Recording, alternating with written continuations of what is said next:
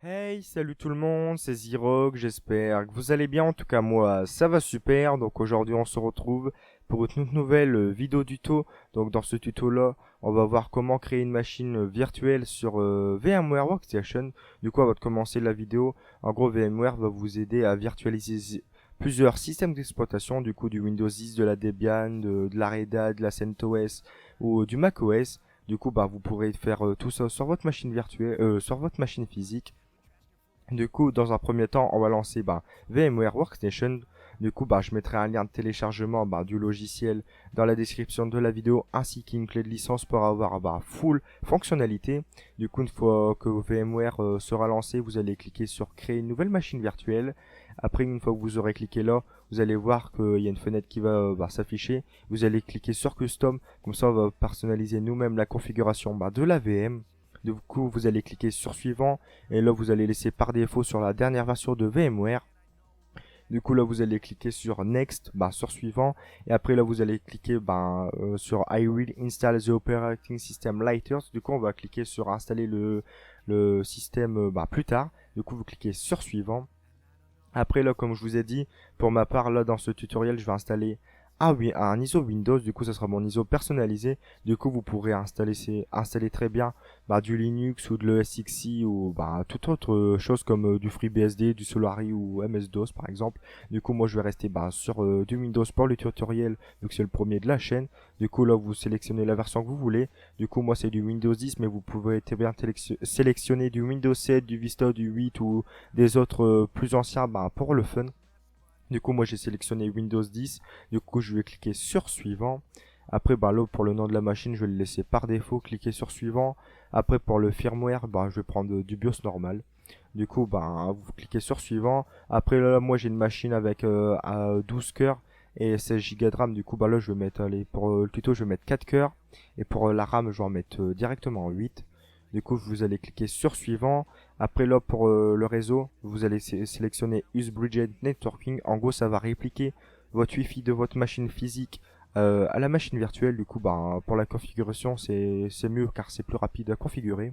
Du coup, là, vous cliquez sur Next. Là, vous allez laisser ceci par défaut. Cliquez sur Suivant.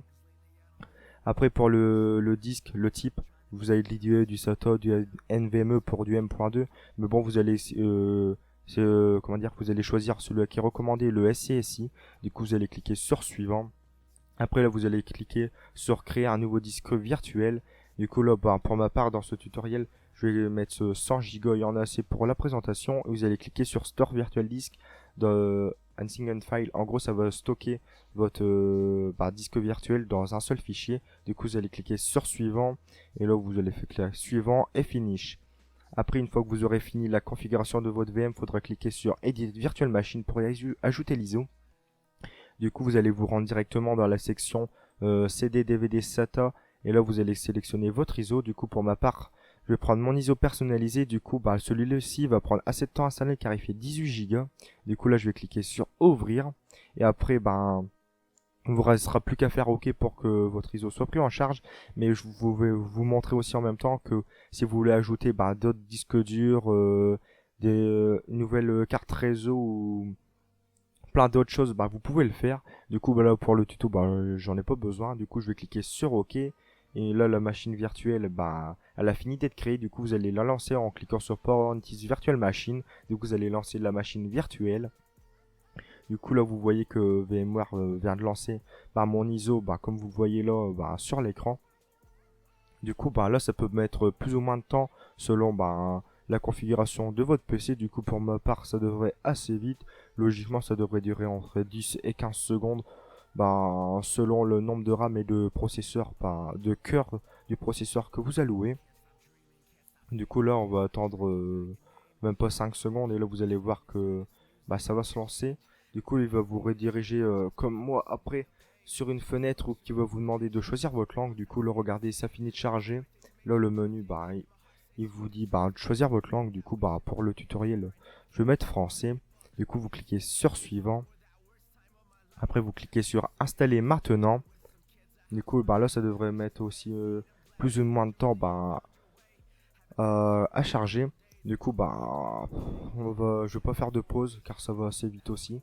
Du coup, bah, n'hésitez pas à ajouter masse RAM et masse processeur pour vos VM car ça va faciliter la création de vos VM. En gros, ça ira beaucoup plus vite. Du coup, moi, j'ai un ISO où j'ai déjà activé le truc. Du coup, bah, là, je vais cliquer sur je n'ai pas de clé de produit. Comme ça, quand mon ISO sera installé, bah, il sera déjà préactivé. Du coup, bah là, ça va assez vite. Après, là, vous allez cliquer sur j'accepte les termes du contrat de licence. Vous allez cliquer sur suivant. Après, ben, dans quel type d'installation voulez-vous effectuer? Vous cliquez sur personnaliser. Et moi, j'ai mon disque dur 200 Go que j'ai loué. Mais bon, si vous avez par exemple sur votre machine réelle, parce que là c'est une machine virtuelle, du coup on s'en fout un peu. Mais bon, c'est comme une machine physique, hein. Ne faites pas un power off direct, sinon ça peut causer des problèmes aussi au démarrage. Du coup, bah là, pour le disque, par exemple, si vous avez un disque de 500 Go sur votre machine, bah, le mieux c'est de faire une partition 200 Go. En gros, là, il y aura le système d'exploitation et en dessous, vous aurez la partition data. Et la partition data, vous mettrez tous vos photos, vos jeux, vos logiciels. Comme ça, le jour que vous avez un problème avec votre PC réel, par exemple, vous formatez la partition Club Windows et vous réinstallez l'OS. Et comme ça, quand ça sera réinstallé, vous récupérez vos données, vos photos. Et ça, c'est important à le savoir. Du coup, là, je fais suivant parce que bah, j'ai pas besoin de mettre un autre, créer une partition bah, pour le tutoriel. J'en ai pas besoin. Du coup, là, moi, ça va mettre plus ou moins de temps à s'installer car l'ISO fait plus de 18 Go et 70 Go à l'installation. Du coup, là, qu'est-ce que je vais faire? Je vais mettre la vidéo sur pause et je vais vous reprendre bah, juste après l'installation. Me revoilà, l'installation bah, est terminée. Du coup, bah, là, faudra tout simplement faire comme moi sur la vidéo. Vous allez cliquer sur France. Et après, bah, là, vous allez attendre la plupart des chargements. Du coup, là, français. Après, vous faites ignorer. Bon, après, c'est que du basique en fait. Vous lisez, vous suivez. Réseau non authentifié, ça, c'est pas grave. Du coup, là, vous faites ignorer. Du coup, là, pour le nom de la machine, YT, on s'en fout. Du coup, là, vous faites suivant. Après, il faudra faire non, non, non. Parce qu'il y a des mouchards sur Windows 10. Bah, du coup, on va éviter d'en avoir un maximum. Du coup, là, vous faites non. Après, là, vous faites ne pas utiliser la reconnaissance vocale. Après, vous faites non pour la localisation. Après, localiser mon appareil, vous faites non. Envoyer des diagnostics, non, basique. Du coup, là, vous faites non pour la saisie du clavier. Du coup, là, vous faites... en fait, vous faites tout non. Comme ça, vous gardez un maximum de liberté bah, sur votre vie privée. Du coup, bah là, ça va être quasiment fini. Après, il faudra tout simplement attendre la fin bah, du chargement et vous serez sur votre bureau Windows. Du coup, bah, je vais le faire en même temps que vous. Pour voyez qu'est-ce que ça donne. Et vous faire voir aussi sur VMware comment on fait pour installer bah, les VM Tools. Du coup, bah là, ils vont préparer la machine. Du coup, je remets encore une fois sur pause la vidéo. Du coup, voilà, bah, le chargement bah, est fini. Du coup, bah là, vous voyez très bien que bah, la machine, bah, elle s'est installée. Du coup, bah là, vous faites comme moi. Du coup, on va installer les VM Tools. Du coup, vous allez cliquer sur ici en haut à gauche, bah, sur VM et vous allez cliquer sur Reinstall. Ah bah non. Reinstall VM Tools. Bah, moi, ils sont déjà installés, mais je vais les réinstaller pour le tuto. Du coup, les VM Tools, ça va être quoi? Bah, en gros, ça va ajouter les pilotes graphiques à votre VM. Et comme ça va vous permettre bah, de ne pas laguer, pas avoir de temps de latence bah, sur votre machine virtuelle. En gros, c'est comme si c'est une machine réelle. Tout se fait instantanément, il n'y a aucun temps de latence. Du coup, c'est ce qui est assez cool. Du coup, bah là, voilà le lecteur DVD, bah, le VM Tools a été ajouté. Du coup, vous cliquez dessus.